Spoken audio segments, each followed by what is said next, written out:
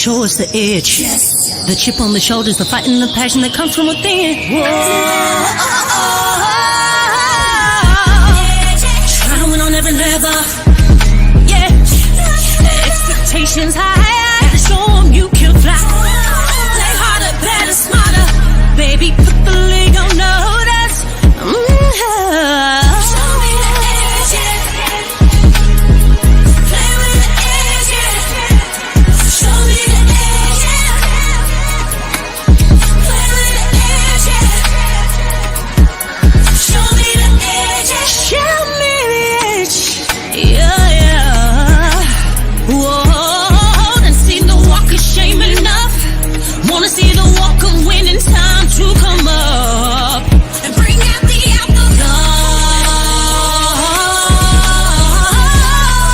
don't every play, every possession. How bad you want it, love, do you want it all? This ain't a blood of love, built for something greater. Attacking all obstacles, coming for the ring, my precious. You got the juice, the will, the heart, the fire. Show 'em the proof, show 'em that it shall be done. Show me the edge, yeah. Play with the edge, show me the edge,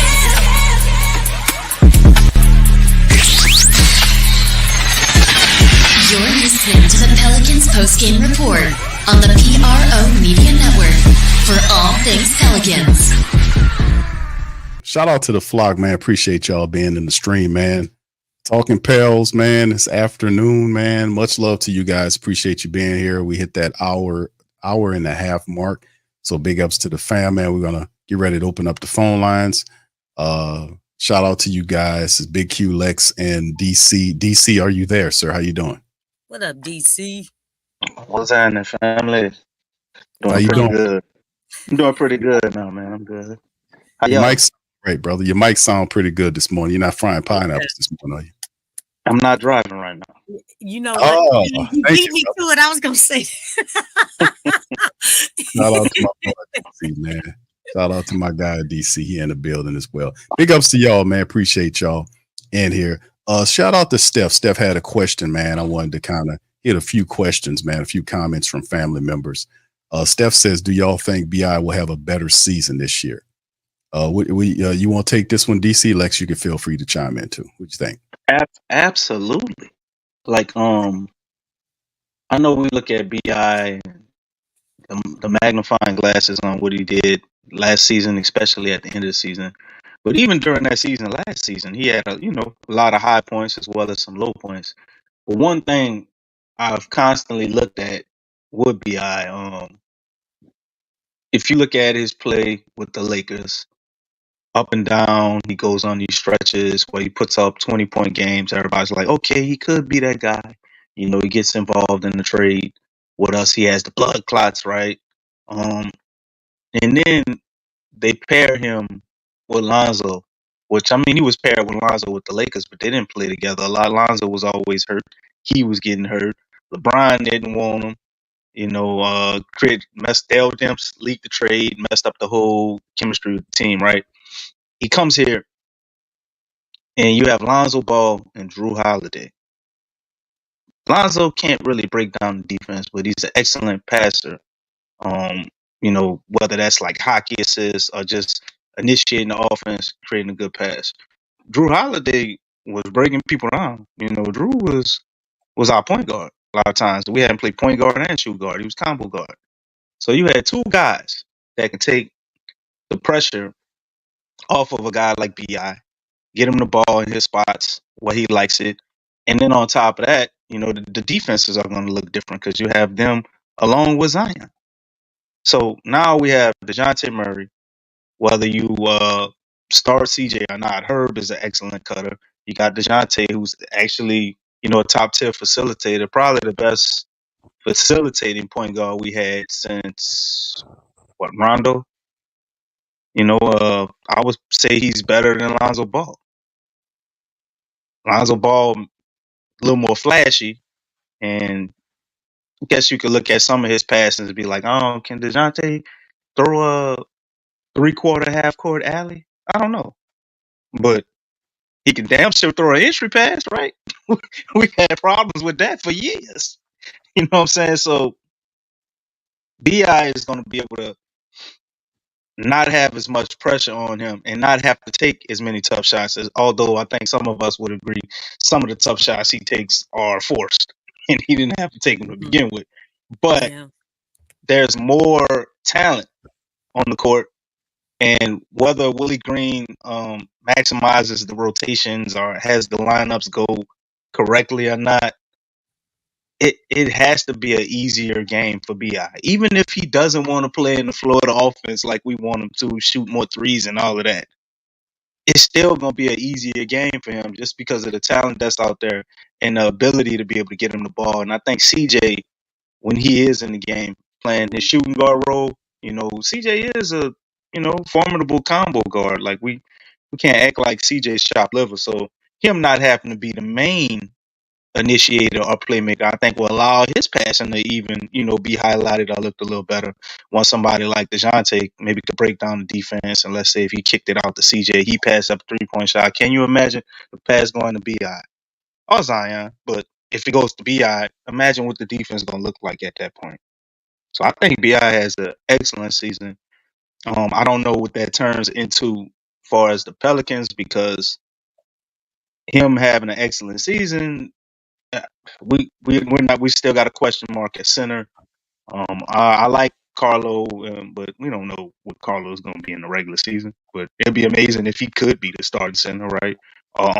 Missy makes a jump. If not, you got Tice, who I would say is a starting center still at this point, and you just don't know what that's going to look like as far as winning.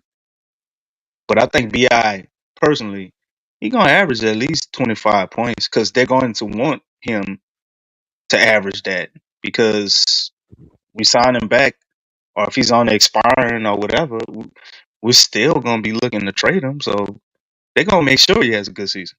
So I'll say yes. What do you think, Lex?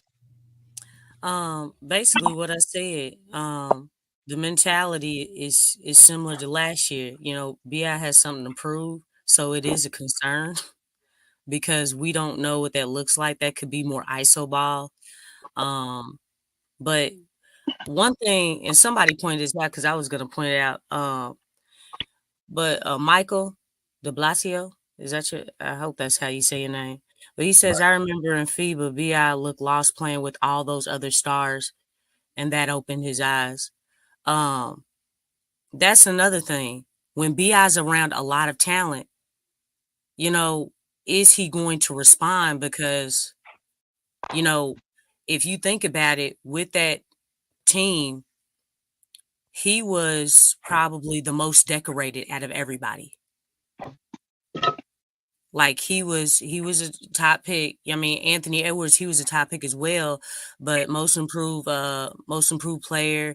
Bi was an all-star at that time, but he was very highly touted. And as far as with the net rating, he ended being like the second to last like player as far like worst player on that team amongst all that talent. Like he could never find his place. So, and I know it's a different totally different team, totally different strategy. But that's the thing about being a star is being able to find your place. You know what I'm saying? I think that's one thing that Bi struggle with. Even in the series against the Thunder, whereas Willie, and I don't agree with this, but in the same breath when he pointed out, hey, he's gonna be dealing with that. He's gotta find a way to get it done. You know what I'm saying? And Willie wasn't really helping, you know what I'm saying, to give him guidance. And again, that's what I was pointing out earlier. Being able to position your players, help them. You know what I'm saying? If to put them in a position to succeed. He didn't do that for Brandon. I don't even think he even tried. He was like, figure it out, Brandon. And so even with that being said, just figuring it out, because I mean, obviously Bi was actually going away from contact in that game, but he struggled on trying to find, to be successful. And a lot of guys who really have look, I'm determined. I have that that prowess about my game where I'm going to get whatever I want. You know what I'm saying? He just didn't show that. The physicality was definitely a problem. So I don't know. It's kind of hard to say, even with DeJounte, because again, now you have another guy who can handle the rock. DeJounte's very talented. You know what I'm saying? He can create his own shot. He does have a shot on him. He has that defensive prowess.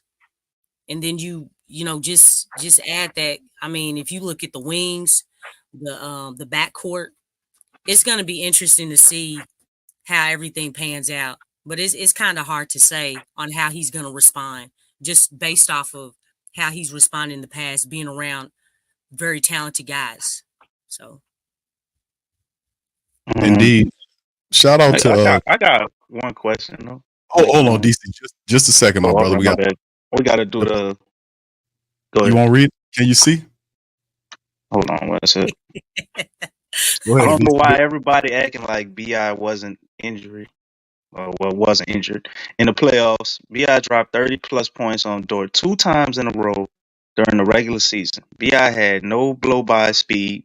He had the mummy first step cue to get to the paint because he was still injured. And that's shout out to the power, man. Appreciate the $30. That's what I was gonna ask you, Lex. You're absolutely right what you're saying, and people aren't wrong to feel that way. But I think it's just we just forget this is it's pretty common with Bi. Now the Team USA thing, that is what it is. And I've seen players that are good go to Team USA and it's pretty much an afterthought. I don't think it's the end of the world, but the way it went and him getting benched and he was starting at first, yeah, that'll definitely think kill your ego. And that is embarrassing and it shouldn't be. But I've seen guys not play in that style of basketball. But with Bi being hurt, like that doesn't mean anything. Like we watched Bi play the Thunder in the playing series a year before, and Lou Dort was not a problem. They definitely had an issue. Well, we played them this year. They did us pretty bad. Bi didn't score good, so they became a better team. So I'm not gonna say their defense didn't have anything to do with it, but him being injured and obviously not looking like himself, other than the Sacramento game. We look at the Sacramento games, we just dominated them all year.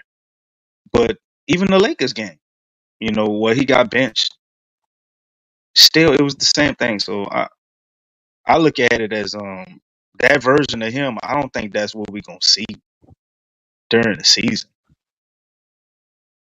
So even with that and with other players, I mean, we're looking at it as if more stars around him is gonna make him, I guess, not as good, or he can't rise up to another level because he isn't able to play with more talent. Like that's the perspective, or we're saying Bi is just not that guy because of how he played coming off an injury. He was 100% healthy, and this is just him. Because when I watched him in the Thunder series, he didn't look like himself. Like, and I don't mean because he wasn't scoring. I'm just talking about how he was moving.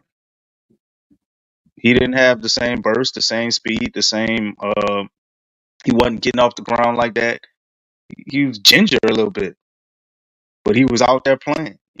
Most times, let's say we would play well, it's just crazy how narratives go. If we would have played well, Bi would have been commended for playing through injury and trying to stick it out. And he didn't have his best, but he was out there. Let's say we won 2 games or so, and he still averaged 14 points, but we won 2 games. The narrative would be totally different on Bi. Just like the fact that Bi is injury prone and he misses all of these games. Yet we saw Mikal Bridges, who just got traded to the Knicks, over the last 3 years, Bi played more games than him. But the narrative is Bi is injury prone and he never plays. But Mikal Bridges don't have that title at all. So it's just, I don't know, man. I think some of it is some of it, not all of it, because what people are saying and what it is what it is. I mean, that shit ain't acceptable, what we saw. And you want your star player to be able to do more than that. But everybody can't be Kobe and Michael Jordan, and B.I. ain't that. His mentor is Kevin Durant. And we've seen Kevin Durant choke all the time when all the pressure has been put on him. He's done nothing legendary without other people, other than almost beat the Milwaukee Bucks with his foot on the line. That was the most legendary thing I've seen from Kevin Durant. That one game. A whole bunch of other games during the playoffs, he disappeared. And he was healthy. So this is BI is KD light. So it's a similar thing. But we don't think he's gonna play well this year, or he's gonna regress and be worse because of the addition of a point guard. When he himself at the end of the press conference during the season said things would be a lot different if we had a point guard.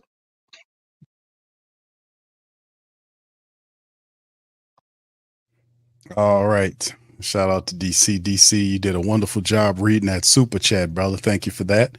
And shout out to the Power, man, for. I don't need a shout out for that. Okay. It's a compliment, DC. It's all right. I'm okay. I don't need a compliment. Your compliments are usually followed by insults, so just keep it. I didn't say nothing, brother. What you talking about? All right, the Power, man. Thank you for that super chat, man. Much love to y'all, man. Appreciate it. Y'all hit the like button, man. We hit the like button. Narby says, Nardi says, a great perspective that DC and gives you the strong arm treatment. There you go. All right, shout out to DC, man. But anyway, listen, this is we got the two things. Number one, we have the lines of communication open up for you guys. The link is pinned to the chat if you want to pop in on the Pelican Talk. We won't be going long today because it's Saturday. I had a long stream last night. Plus, I got to do some cooking. You know how I do. But there's also, you can pop in and chime in today. The link is pinned to the chat. And there's a poll in the chat as well, man. I want to hear what you guys say about this poll in the chat. It says, who starts at the 5 for the Pels this season? And there's 3 options. It's Jeeves Misi, Daniel Tice, and Carlo Mekavic. You guys tell me who will be your starting 5 in this upcoming season. And we've had some voters, and right now, if you want to look at it, Carlo Mekavic is dominating the poll right now. 62% of the pollers are saying Carlo Mekavic should be the guy. Now I dropped to 59%. So all you guys listening, man, getting that poll, tell me what you guys think. Who should Little be? D-man said Carlito. There you go, Carlito. All right, Carlito Mekovic's way. It's not much of a competition, though. You know what I'm saying? What you think, Lex? What you think? Who you think should be the number 5? Right now, everything's pointing to Colin Mekavic. How tall is he? 6. Let's got to put them measurements on him. 6'10". Hey, I'm telling you. He's 7 feet. He's 7 feet shoes. Lex. Yeah, are we rounding up? He's 7 feet with shoes on, baby. Misi's a developmental project, and Tice is 6'9". Come on, man. I mean, you know what I'm saying? There's no competition, you guys. I mean, shoot. Like, I'm just saying. Hey, Tice 6'11" with shoes on, Lex. No, actually he's 6'8". Hey, so but when he raises his at about hands on defense, 6'10" with shoes on. When he raises his hands on defense, he even taller than that. But I'm just saying, like, it's not like there's like major competition for him. I mean, the spot is basically like calling his name, because that's all the Pelicans had. Because Misi's not ready. I can tell you that right now, and I think anybody would agree. He's not ready right now. Well, do we feel like these guys would look better with adequate point guard play? I'm not sure on either one of them, because I don't know what a true assessment of how they could actually look with the talent that we have. Well, like Misi shows a lot of flashes defensively. I think defensively we're not going to be as mad as we think at Misi's, although we might be a little pissed with him missing some rebounds. But Carlo, defensively, he's coming around too. But I'm not. He's a question mark there. His offensive game, I think, will be good and could fit along Zion. His shot looks very fluid, man. And he looks comfortable taking those threes. So we definitely got a type of a stretch five. But those That's true. guys, what they played with in the summer league, like that roster was horrible. Other than Reeves, Ford, and those two, I mean, I ain't really see shit. Like that roster was trash.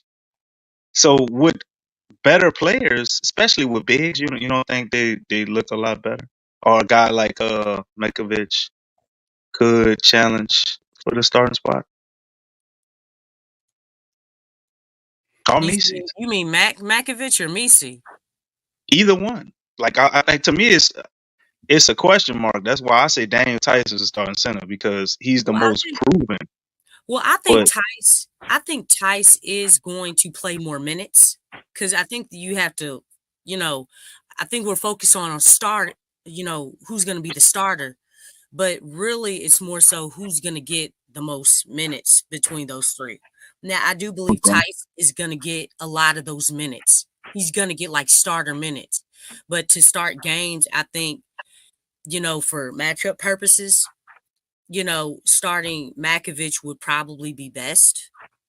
Well, I guess it would also depend on, the matchup. But he's our biggest center, so I guess you got a point there. yeah, and then you have to But think. he got the skills of a closer, you don't think, Lex? I think Makovic's skill set more fits being a closer than the starter. His skill set. I mean, again, he looked like he could be a better stretch than Tice. We know how Willie's gonna think. I mean, because Tice is 6'9". He has experience. He was in the finals with the Celtics against the Warriors. You know what I'm saying? So experience wise, I think Daniel Tice will be out there. But as far as, matchup purposes, and you still have a big who can move pretty well, it's more than likely going to be Makovich. Because Makovich, between him and Misi, Makovich has more professional experience because he played as a pro overseas. Yeah. So a legend. I mean that experience and having that height, you know what I'm saying, is definitely going to help Makovich out. Because really, Misi needs reps. He needs reps. He just needs to play. So I think he'll be between the G League and being on the team. I'm not saying he won't get any opportunities, but in order for someone who hasn't played basketball for a long time, and you're talking about the way the team is set up, the Pelicans are set up to win now, right? Can we all agree on that? Oh, yeah. We're designed to win now. So the thing is, if we're designed to win now, you're not trying to take one player, put them in a starting position in their developmental project. That really doesn't make a whole lot of sense. You want some type of experience there. But I do feel like Tice is going to get the bulk of those minutes, though, because Willie Green does like small ball. Yeah, and he's 6'9", so that fits it though. 6'9", DC. Is it really like Willie Green likes small ball as far as being small, or he looks at them being like mobile? I know you. Come on, man. Wait, hold up. I got somewhere I'm going with this. Hold on, what's the question again? Does Willie Green really like small ball, or does he really just like his center to be mobile and able to be switchable? So if we have a guy like Mises, well, I mean, he can stretch the floor. Meritage is mobile. He can switch. He's very fluid. You could say the same thing about Mises. Mises is probably our most mobile center, but he can't stretch the floor. So if one of those guys emerges as what they can be, right, will Willie not be inclined to play them just because they're too tall to be a small ball center? No. I don't think the height has to do it. If he had a big 7-foot center that could run the floor, DC, and do what he wants, I think he plays him. Right. So I don't think he gonna give it to Tice if those other guys look better. Like, so I really don't, because we got two guys that look mobile. And listen, But DC we are took talking about Willie So Green you here, don't so think Tice is mobile? we gotta be prepared for the worst. Tice ain't super athletic, but he moves pretty well for a guy that's Yeah, and plus only he's really smart. You know what I'm saying? Like yeah, he is. knows how to Yeah, he present is. himself. You know what I'm saying? Memphis is smart too. I seen them doing a lot of intelligent stuff out there with stupid No, basketball I'm players. not saying I don't say that because I'm saying somebody else is stupid. I'm saying when you look at Tice, okay? No, for real. Tice has been a part of winning organizations. And he's gotten playing time, you know what I'm saying, with winning basketball. So the Right. thing is that that's what makes him so special, is because you have a guy, he's played with the Celtics. He was just in the finals against the Warriors. I mean, he was out there, you know, and he was playing meaningful minutes.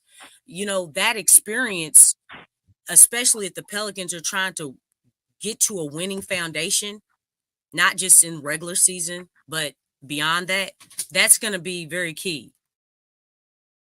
Also, just to add, I think this is the stat of the show.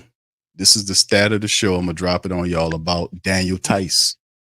Daniel Tice also shoots the 3 ball, DC. Oh yeah, At- only one a at- game though. One no, or 1.5 a game. it's last year. About the same, a little bit more than Big V. Not Last much. year for the Clippers, he shot 73 pointers. He hit 26 of them for 37.1% from downtown. So that is the stat of the show, that Daniel Tice shoots the 3 at 37%. You got to Not shoot bad. 2 or 3 a game, bro. You got to Not shoot 2 bad. or 3 a game. Now his foul shots ain't all that. He's about 76% flat from the foul line, but he shoots 37% from Well, downtown. that 3-point percentage is gonna come down, AQ. But that you know was a what? blip on the radar. It's gonna be more like 34. Hey, but you know what? That's not the first time though, DC. He shot the 3 ball pretty decently. He shot it almost 39% when he was in the second year with Boston. But you know, Okay. like, yeah, he was How many attempts? How many attempts was that? 67%. I mean 67. No, He was 67 attempts. 67 attempts. He was 26 of 67 for almost 39%. That's his second year in the league. Is And that enough to make the defense like respect him out there as far as the attempts? The percentage, yeah, but the attempts. I don't think they'll respect Okay, him. you going? Hey, Daniel Tice made his 3 for the game, y'all. We could just leave him off there now. Like I don't think it does much. But They gotta not fear it for it to do something. Like I remember you had a guy like maybe Robert Covington, who's still in free agency. He shot like 5 or 6 threes, you know, a game as a stretch 5. Need more attempts. At least 3, I say, to put some fear in them. Like we could look at what a guy like Miles Turner shoots or Porzingis, to get the stretch 5 benefit. And I'm only saying that because if Daniel Tice is going to be a starter, for him to get consistent minutes as a starter and for us to like it, he gonna have to be a little bit of a threat from the 3-point line, just enough to at least be respectable to where the defense don't feel comfortable just letting him shoot those, for right. it to have its purpose offensively, which that's really my main concern. As far as our big rebounding, if we can rebound good as a team, I think a lot of this stuff with centers, like it's until we play certain teams, we could get by because we play really excellent defense and don't allow people to get to the hole that much. But when you got like an excellent point guard and they go to putting us in that pick and roll, oh, they be killing us. They be killing us with that pick and roll. Or what you call it, unintelligent switching. But other than that, our defensive philosophy actually works pretty well. We're, I think, probably top 5 in the league of people getting to the rim. We don't allow a lot of people to get to the rim. So ice out there, people not getting to the rim, but on offense it's still 4 on 5. Or the clog lane. I don't know, bro. Hopefully, one of these guys can figure it out. It's pretty much a toss up, though, to be honest. This is a good conversation because I don't think any one of us knows who's really going to be the start center, regardless of what we say. Because it's a question mark till we see the preseason at least. Yeah, I'm looking at it, DC. I'm checking out the poll right now, and it's Carlo Mekovic all the way. A lot of people, 60% of the Uh, polls, I'm Mekovic. with Carlo, man. Carlo looked like a better 3-point shooter than Tice to me right now. I don't know how that look in live cam action, but I ain't seen Daniel Tice survey the floor, take a step back and pull up a three, and it look clean. I ain't seen Tice do that, bro. Carlo looked comfortable out there. He looked like how he look in the Euro League, but it is the summer league, so this shit might look totally different come time against the real NBA players. Yeah, it always is a difference, bro. Let's talk. Pelicans Nola's asking, says, DC, what do you think about Jordan Hawkins in the summer league?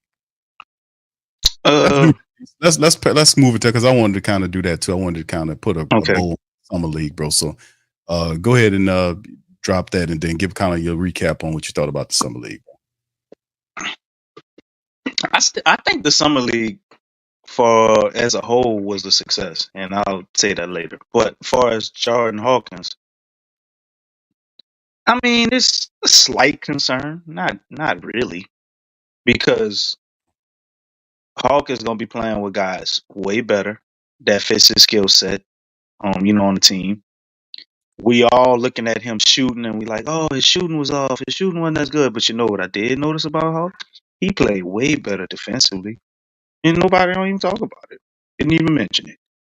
Had games where he had 2 and 3 steals, couple of blocks. He was out there rebounding. I've seen a few times. I think Hawk might have led the team in rebounds or damn near.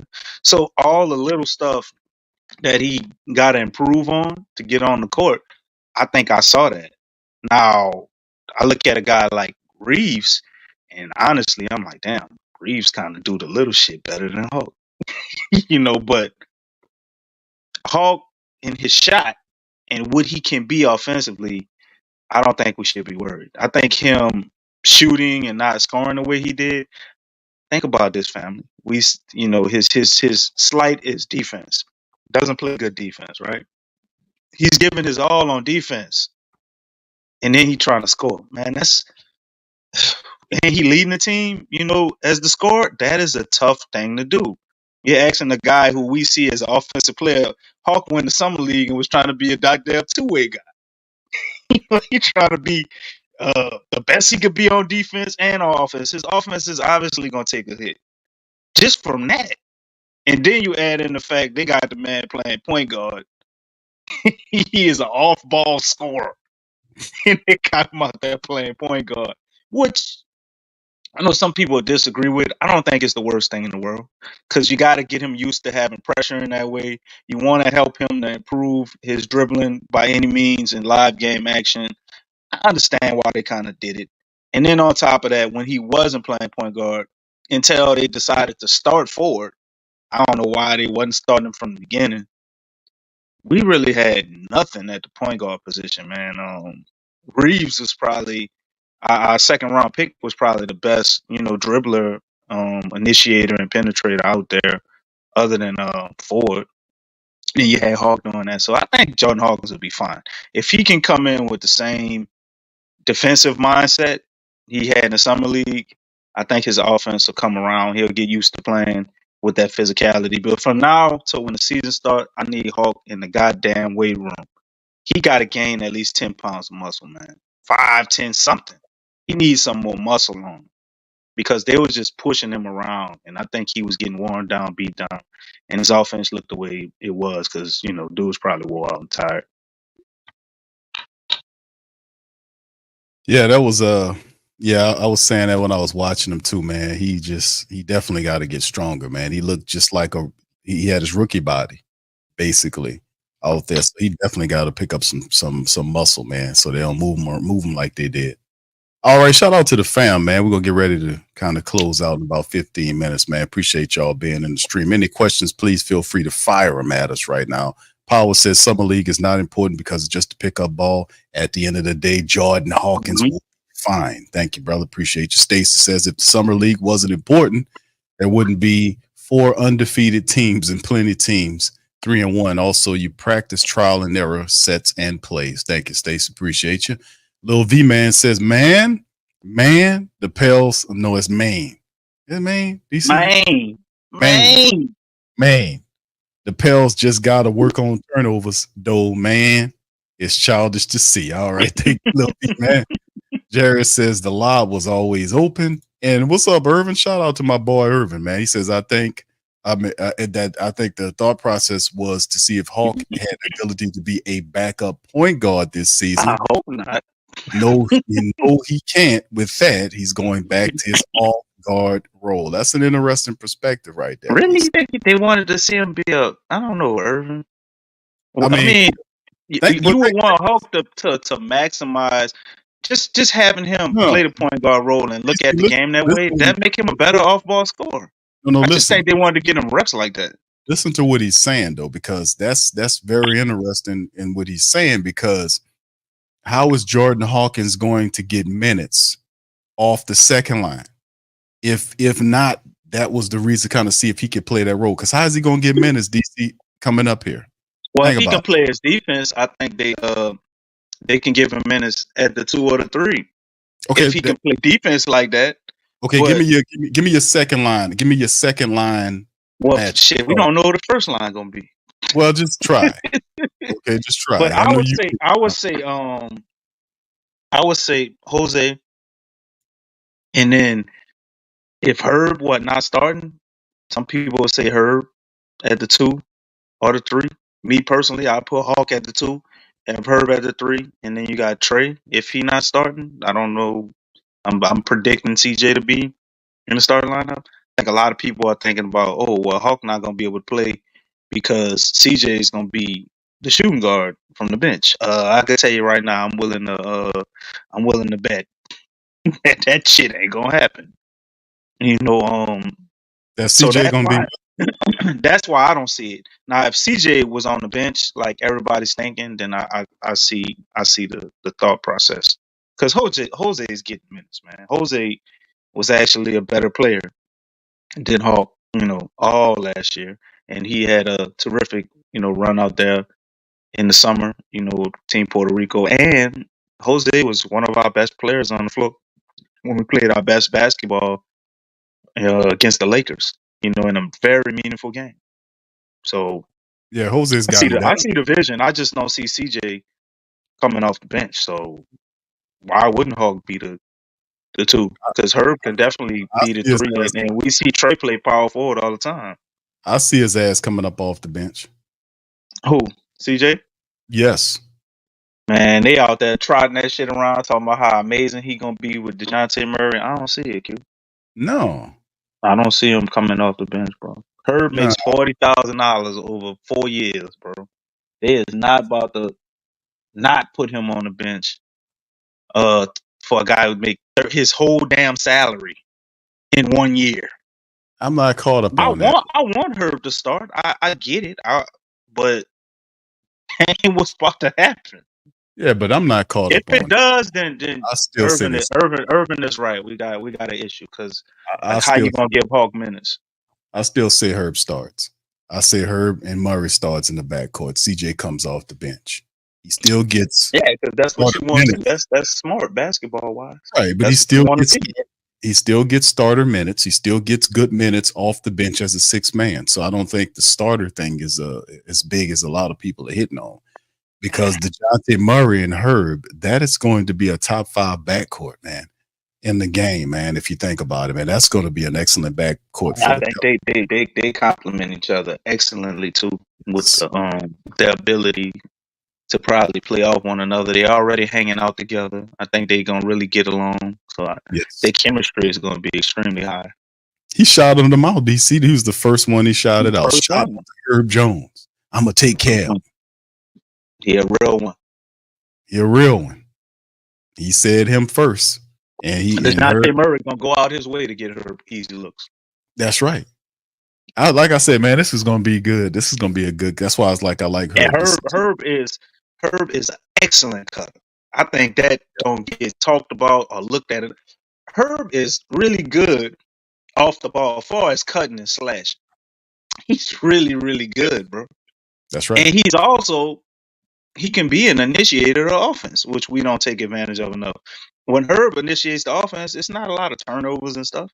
It don't look flashy or like it ain't about to make Sports Center the way he does it, but he's a good initiator, man, and handling the ball and getting it to teammates. So I agree. But the only thing is where it's like, so if we start Herb, right, I think automatically by default, if you're maximizing Zion and you're gonna start Herb, you have to start Trey. But they're not gonna do that. They're gonna start B.I.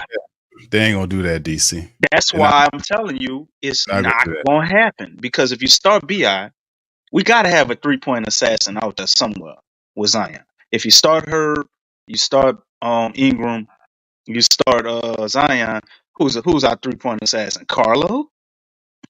You know what I'm saying? Like DeJounte could hit threes. Yeah, he shoots 5 and Herb a shoots game threes. or whatever. Herb can shoot threes, but they're not. I don't consider them assassins from behind 3-point line. No, somebody like CJ or Trey, man, that scare the shit out the defense if they see them dudes open for a 3-pointer. That'll scare the defense to make them not leave them open. I think they'll take their chances a lot of times, and they probably would lose, some nights, just leaving Herb open.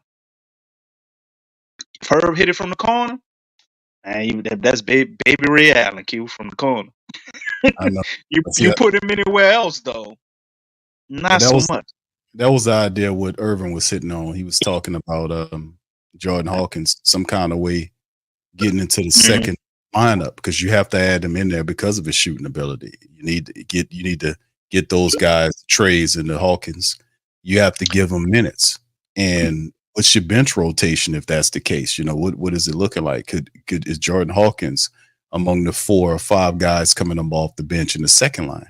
So you make a great guy. Well, I mean, but you have to figure that out. Willie Green has got to be some type of way, man. I mean, even if they just throw him at the 3, they gonna have to put him out there because what are the alternatives?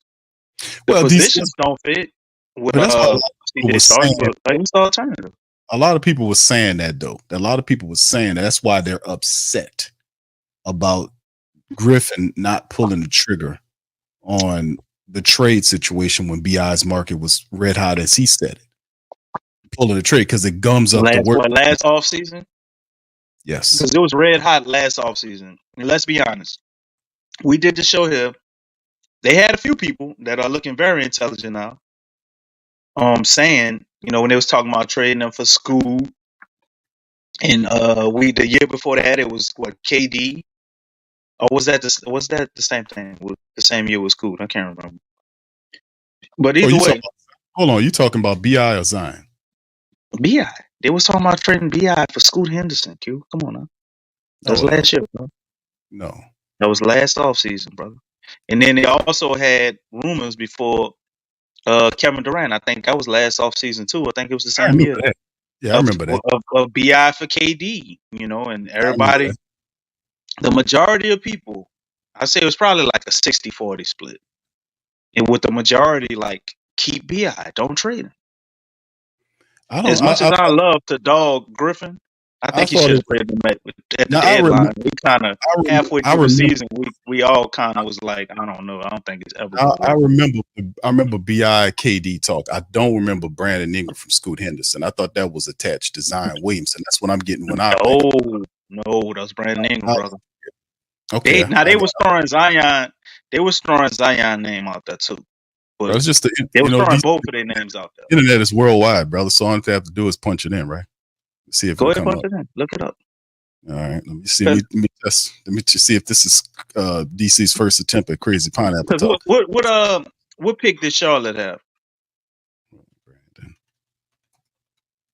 Hold on, DC. I'm trying to figure it out if this is facts. What pick did Charlotte have? Because they had floating the idea of him going to Charlotte, like Charlotte drafting Scoot for the Pelicans instead of Brandon Miller, so they could get Bi over there instead of Brandon Miller. I remember that like it was yesterday because I thought it was crazy as shit. I'm like, man, I ain't trading Bi for no damn Scoot Henderson. I don't know what the hell Scoot Henderson gonna be. Bi is proven. Now they did have some reports that threw Zion out there too, and it was floating it primarily to Charlotte. I remember the number 2 pick. Because number 1, damn, I can't remember who went number 1.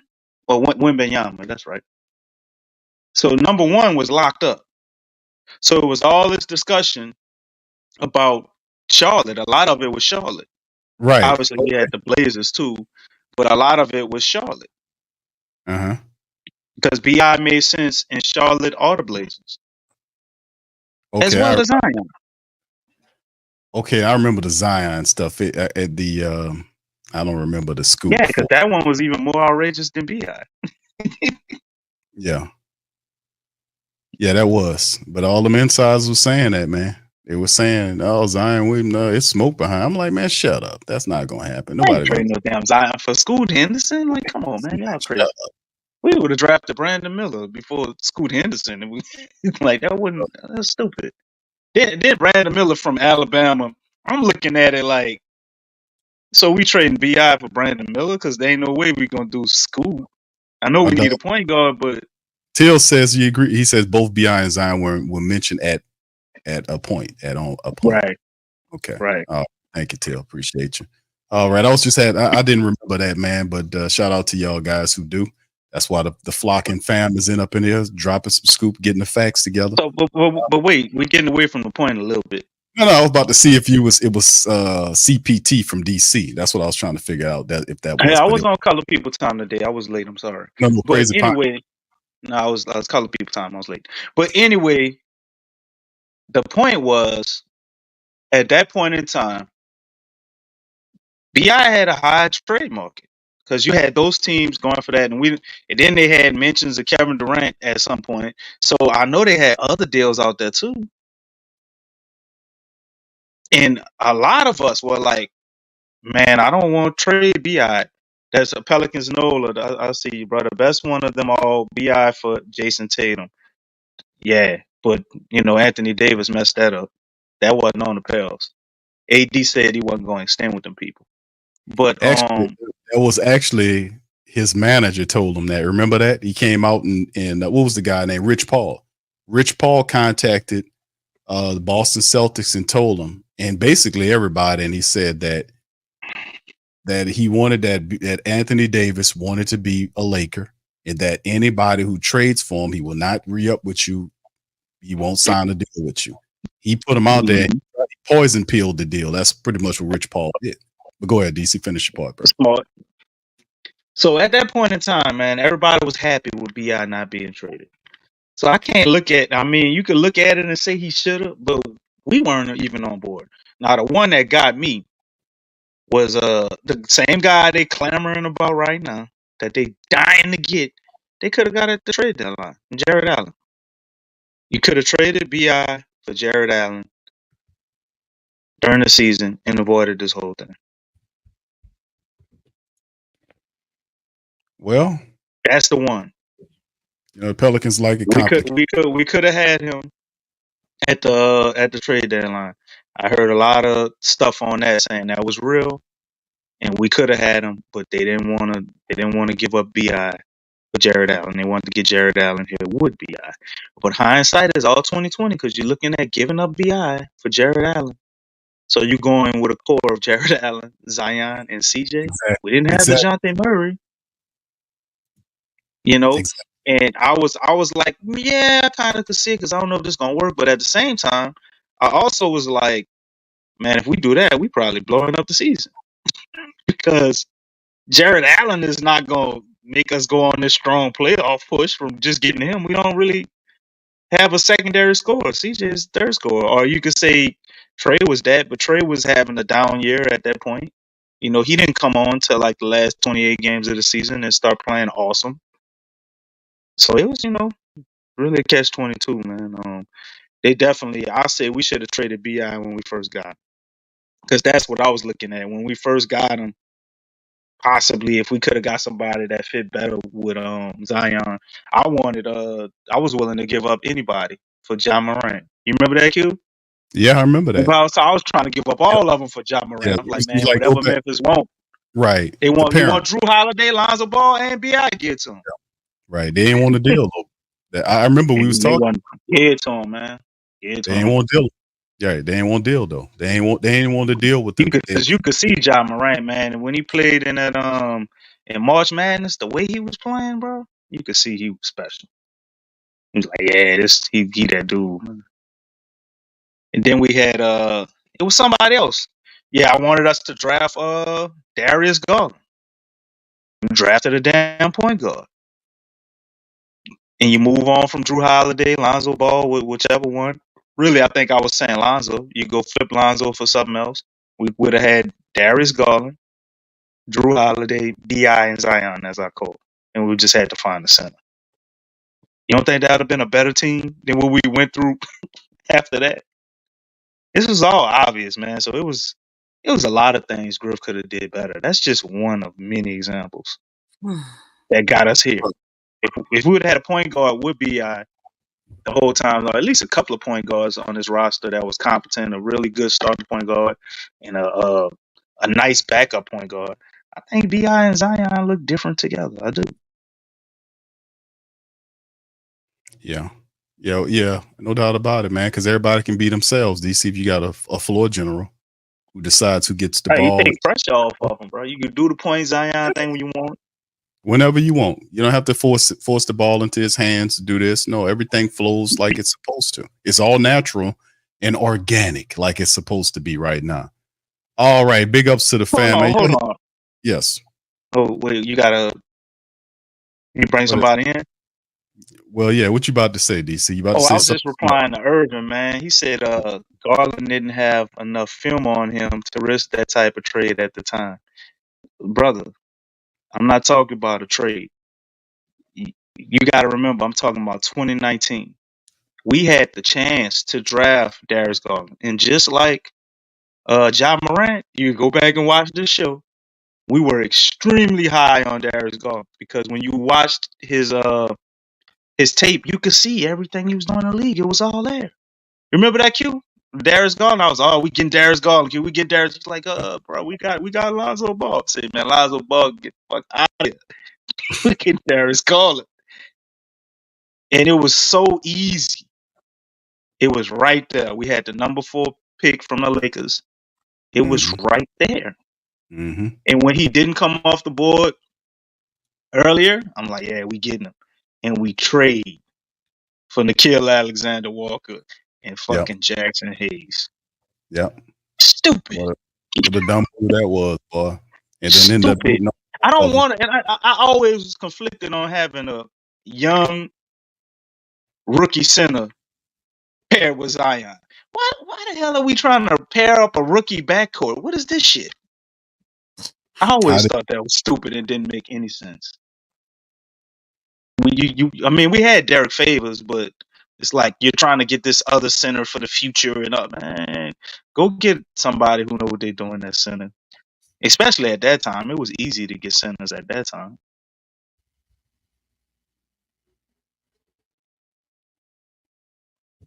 Yeah. Man, it's interesting, man. All that, how it all goes, isn't it, man? All the trades with Steven Adams and all that, man. Getting him out, him and, man. Bledsoe, bleeding sore, as we called him. Chief Bleeding Sore, Eric Bledsoe. Oh, man. And then they moved these. I mean, we wasted a lot of time here. And people forget that stuff, man. We sit up here and did shows on all that stuff and talked about all the time that Griffin set up here and wasted and all of the bad trades. He didn't have no plan to do all that. You don't trade for a center and a player and bring them in, then they flop in the next year and then you send them out. And then you have 3 coaches in 5 years. What's the plan on this? What are you doing? Yeah. Then blame, like I said, he was trying to cover up for his mistakes, but that delays your time frame. Oh yeah. That's why, it wastes your time. I mean, it's just like how we talk about with the physical therapist. It took them 5 seasons to get a physical therapist. You know what I'm saying? For Amazing. real. I mean, that stuff hurts when you don't have your stuff together. Yeah, it does. It pushes the timeline back. You know what I'm saying? Because just think, if the organization had a physical therapist for when Zion got here, because everybody was talking about how unique Zion's body was, right? Mm-hmm. That wasn't a big secret. You know what I'm saying?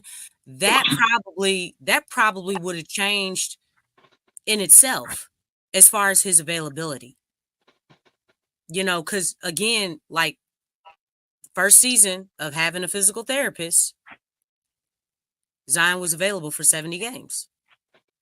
You know what I'm saying? That's the most games he's been available for. So if you would have had that in place when he got here, that probably would have changed a lot.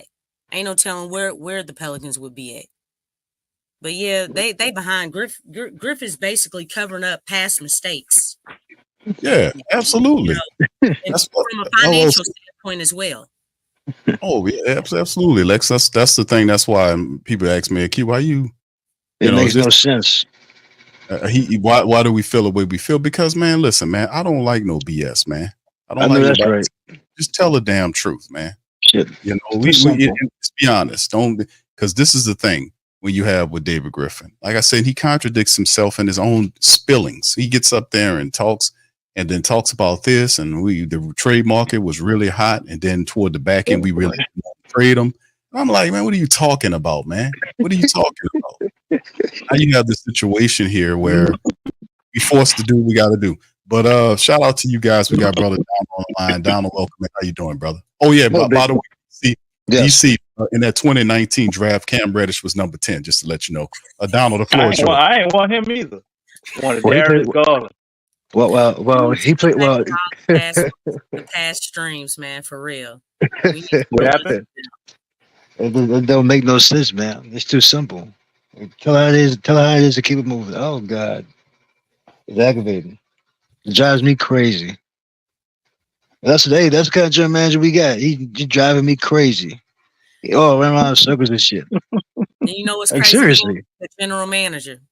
Oh, duh. The vice president of operations. Duh. That's what's crazy, man. That's the crazy thing. Like, dude, you ain't the vice president. You're the general manager. And the general manager, he said, maybe he actually did something. He said, it's just a title. There ain't no damn thing. You're the general manager, man. If it's just a title, what the hell you took the job for then? Come on, man. I won't mind taking that job. Oh, boy. Oh, God. Yeah, but we are behind, man. That's not good. It's behind, man. We should have did all this, man. All this should have been done years ago. It took too long. And now we just stuck now. It's crazy. Yeah, definitely We're stuck. In a special We can't. Well, no, take that back. We can do it. We just don't want to. They got nothing to do with no CBA. You can, just don't want to. I would say I would able to get that Darius Garland and I would have did it. I would have been to them months ago. I get Jerry Allen, but did that months ago. No, I'm talking. It was the draft, brother. Yeah. If you were able to didn't have a trade, we could have got him. It was the draft, my point. 2019. Yeah, I agree. I totally agree. We just didn't want to do it. But we got other players, and I'm like, they're not even on the team no more. You know what, Nickeil Alexander-Walker, he in Minnesota, he actually doing good. But Jackson Hayes ain't doing good. He on his way out. Shit. But this is how it is, though. Yeah, that Jackson Hayes selection was not good. That was a bad pick. Subscribe now and stay up to date for all things New Orleans Pelicans.